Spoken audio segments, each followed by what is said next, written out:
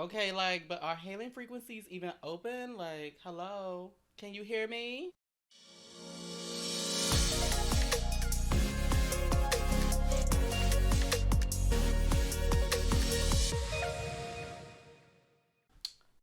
All right, and welcome back to my channel. I am Anna Rose, and you are watching Anna at Warpspeed, baby. I'm a big ass nerd, and chances are, if you watch me, so are you. In this latest episode of Prodigy, a lot happened, okay? A lot. A lot. If you haven't seen it, please go and watch it. I'm going to be discussing this episode from top to bottom, so spoilers will be in this video. So if you're not ready, just click off, go watch it, come back, and we can discuss together. I have my water here. I'm ready. I don't want to be thirsty, and neither do you. Stay hydrated, my friends. Mmm, that's some good water. That's what it is. So first things first. Let's talk about the theme song of Prodigy. The theme song of Prodigy is by far one of my favorite theme songs in Star Trek. It's right up there with DS9 and Voyager. It just gets me pumped. It gets me ready. It's beautiful. The score is amazing. So this time we don't have a title of an episode that's like a callback or a play on another former title from an older series. Like Time Amok was a play on the TOS episode Amok Time, which was basically about Spock getting horny and having to fight Kirk and et cetera, et cetera. You know how that goes down if you've seen that episode. But this episode was called A Moral Star. No puns as far as I can detect. If there's a pun in there or a play on an older title, let me know, but I don't think it is. So in this episode, it starts off with the diviner sending a message through the basically the skull of the robot that was created in the last episode with the vehicle replicator. And the message is basically a threat. If you don't bring me the ship back, I'm gonna basically do something fucked up to the miners. Um, and they're like, what do we do? Do we go back or do we go to the Federation? We have enough power to jump again, either backwards and probably get captured and put back into slavery or killed, or we could go to the Federation, but the Federation probably won't have enough time to get all the way back across space to save them. So they were caught between those two options. I don't know what I would have done in the situation. I can't say that I would risk my life and my freedom after I had escaped um, for a group of people that they really were not equipped to save. But this is Star Trek, and it's all about risking yourself for the betterment of others. So I really appreciate that they were driving home that theme, and especially this being a kids show, it teaches the lesson that it may not benefit you to necessarily go out of your way to help someone, but sometimes you just should because it's the right thing to do. And it's a very Star Trek, very Gene Roddenberry esque kind of lesson. So I really do appreciate it in that regard. Realistically, not sure if I would do it, but they seem like they really put together a great plan. And that's another thing. They really seem to like grow up in this episode and be smart. Like they've learned from all of their mistakes. They've learned, when the Ferengi Damon, Dow's former parent, caretaker, what have you, when she stole the Chimerium and basically double crossed them, they learned from that. They learned not to be so trusting. They learned that the diviner is most likely lying to them and is going to double cross them and that they need to prepare for that. So I definitely appreciate that these characters are learning, they're growing, they're understanding that you can't always take certain people at face value, especially people who have been known to be awful to you and mistreat you and basically enslave you. So I definitely appreciate that. And it's teaching kids to be smarter, be a little wary, be think with their heads and not necessarily just because someone's an adult that means that they're automatically right. I love how Janeway, her insight is that I don't envy your position, but we know if Janeway was in this position, she would wholeheartedly do exactly what they're going to do. She would go back, she would save them. We've seen Janeway do this so many times. We've seen Janeway put the whole ship at risk, the whole crew, to save one individual.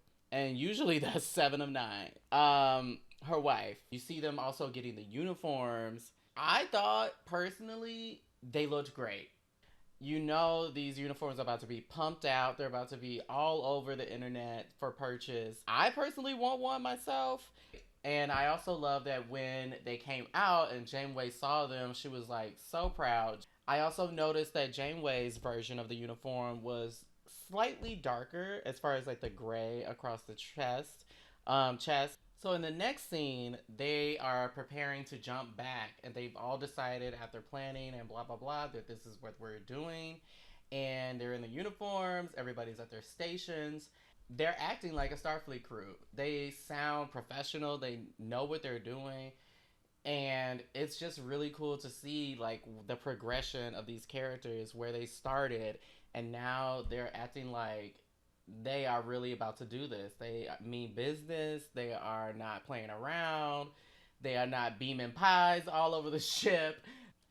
And then they take the ship into proto warp. I really love the transformation sequence of this ship and like how the back of it opens up, the nacelles drop down. The only ships that we've ever gotten in Star Trek that like had moving parts and transformed were the D, Prometheus, and Voyager to some degree, with the nacelles flipping upward at a 45-degree angle to go to warp. The Prometheus probably the most because it's split into like three different parts, and you know the D could separate and things like that, but they used it what like a handful of times on the show, and then once in Generations right before it was destroyed. So it's really cool to see this ship that is literally built to do this cool transforming function, and the visuals of this show are just gorgeous. Like if you have not seen Prodigy, do yourself a favor, watch this show. The animation is gorgeous. You know, they say it's for kids, it's marketed towards kids, but it's honestly one of the best Trek shows out there right now, and I think it's really accessible because it is designed for kids and it's designed for an audience that doesn't know TOS, that doesn't know TNG, DS9, etc. They don't know all of this. So they're coming into this fresh, and I think this is one of the most accessible shows that you can get into right now. If you watch Lower Decks is great. It's funny. I think it has its accessibility in the fact that it's a comedy. But Lower Decks is full of insider knowledge. It's full of fan references and fan service. And it can be a little off-putting if you're trying to introduce somebody through that. And I'm only bringing it up because that's another animated series. But if you're trying to introduce somebody through Lower Decks, it can be a little off-putting because there's so much referential material in that show, so you may not get everything if you're just coming into it. And like, yes, Star Trek is one of those pop culture. It's one of those pop culture things that everybody kind of knows something about, but again, like Lower Decks really has deep cuts, so it's really a fan show. Whereas this, I feel like, you know, it's easy enough to like understand what's going on. You're not going to be completely lost. So I definitely say if you are wary about Trek because you don't know where to begin, or you don't want to have to watch all of this content to understand what the hell is going on, Prodigy is definitely where you should start then. I was saying in a post on my story the other day, follow me on Instagram at Anna_Rose, please. It has that vibe of like Avatar Last Airbender, and I know a lot of adults my age love that show and grew up on that show. And it has that vibe of like these kids are out on their own. They are against the odds. That kind of like motley crew of kids running around, going on an adventure, and being chased around by evil adults. So it literally is that. So we are getting 20 full episodes of Prodigy. So we're on episode 9. This current episode is episode 9. So we have one more episode before Prodigy goes on hiatus. And I really hope that it gives us satisfying answers. It just feels like we get more and more questions. Why does the Diviner want this ship? What is so important about Gwen? Why did he create her? Because she wasn't born. She was basically cloned from him, if I'm remembering correctly.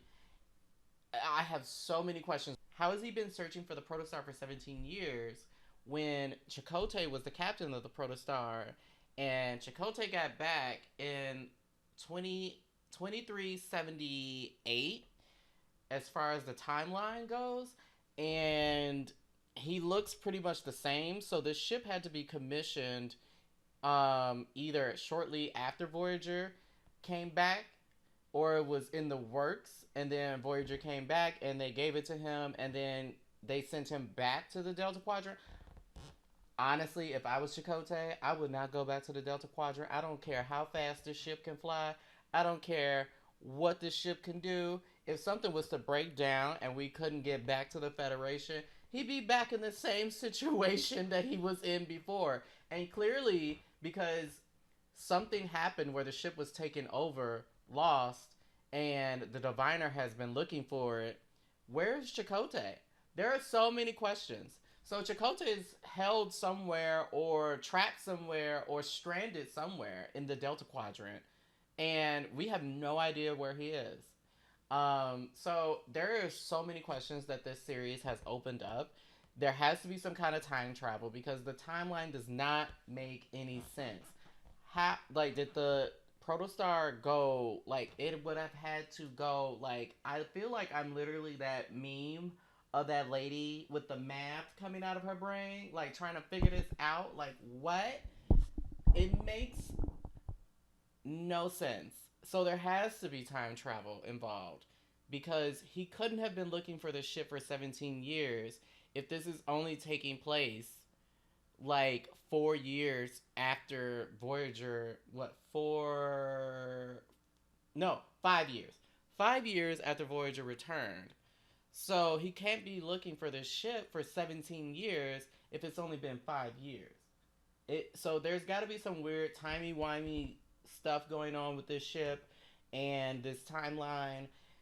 I just want them to make it make sense. I know they're not telling us everything. It's breaking my brain trying to figure this out.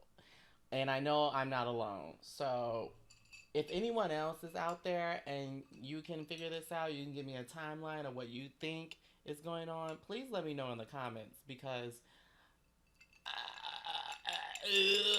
I'm not a mathematician. I'm a beautician. And going back to the Diviner, so why does he want this ship so bad? Obviously, it has something to do with the advanced engine and the great distances that it can traverse in short amounts of time. This ship, as we have seen, can go 4,000 light years within what seems like moments, or maybe hours. I'm not sure how long that progressed on, because on screen I don't think we were ever really given a timetable as to how long that jump took for them to go from literally the, I guess, the edge of the Delta Quadrant to the Gamma Quadrant. Because when Voyager was basically stranded in the Delta Quadrant, it was going to take them 70 plus years to go 75,000 light years across the galaxy to get back home. So if they cross 4,000 in a matter of moments with this advanced warp drive, this advanced protostar drive, and he wants that ship, obviously he's trying to get somewhere. And he can only use this ship to get wherever he's going. But the question still remains, where is that? I feel like it has something to do with his people. He keeps saying that him and Gwen are the last of their kind. I feel like he's trying to do some kind of weird time travel thing. and go back and save his people. I just have so many questions about his motivations. Why is he so ruthless? Why all of a sudden is Gwen so important? Because he was ready to abandon her for the ship, and now all of a sudden she's so important. But he also has been known to be a master manipulator to get what he wants, and he's manipulating them now. And he thinks that they have been manipulated and they've taken the bait and that they're just some dumb kids. But clearly, as we saw, they're not. Thank God. They have learned their lessons, they have grown up. But what is his distaste and disdain for Starfleet? What does he have against Starfleet? What did Starfleet do to him, or what does Starfleet represent in his mind that is so distasteful, so disgusting that he's just not featuring Starfleet? Okay, so they planned seemingly for almost every contingency, right? So I wonder if they planned, since they knew the divine, they were going to basically hand the diviner the ship, and they were going to do all of these things potentially to get it back. If they, I wonder if they put safeguards in the Janeway hologram program so that when the diviner and Dreadnought took over the ship, that she would be able to retain some kind of agency, at least secretly, because they definitely, as soon as they get on the ship and see her, they reprogram her. So I wonder if, on some level, she's still in control of her program. So once the Protostar is taken over by Dreadnought and the Diviner, he destroys the generator, basically destroying the shield around the asteroid. And momentarily, we find out that if power is not restored, not only will the shield be collapsed, but the atmosphere around the asteroid will be collapsed. And everyone on the asteroid, the miners, the main characters, will basically die and be sucked out into the void of space. So I was watching this, and before they said that little bit of dialogue, I literally thought they were gonna suffocate immediately, because they showed the shields come down, and I was like, oh well, I don't know if they plan for this because they about to die. The ship leaves with the diviner. He goes flying off, and Dal is like, okay, we need to put our jetpacks on. Zero shows up, and they start getting to work. And he's like, we need to restore the atmosphere, etc., gravity, yada yada. They planned seemingly for every contingency, because they show them playing around with the jetpacks earlier in the episode. And here is Zero with a suitcase of equipment, and she has jetpacks. They have jetpacks. And so they put the jetpacks on and they start getting to work. The only gripe that I have about this show, it's a show that goes by so fast. So fast. Like, blink and it's done. Looked over here, came back to the screen, and the credits were rolling. Right when they were like, let's get to work. And I was like, wait, what happened? But I just want more and more and more. And also the fact that the show is weekly and doesn't come out like a binge show, like on Netflix. At the same time, it's exciting because you have something to look forward to. Technically, we only have one more episode to look forward to until the next 10 come out later in the year. I just hope that we get some answers. But that is all I have for you guys for Prodigy episode 9 of season 1, A Moral Star. Please follow me on all my social media down below and subscribe, baby, because I need everybody to join this channel so we can talk about Star Trek together. Okay? And other things. Share me, send me over here, send me over there, send me to the Gamma Quadrant, baby, send me to the Delta Quadrant, send me everywhere you want to send me. All right, well, you guys have a good one, and I am Anna Rose, and I will see you in the next one.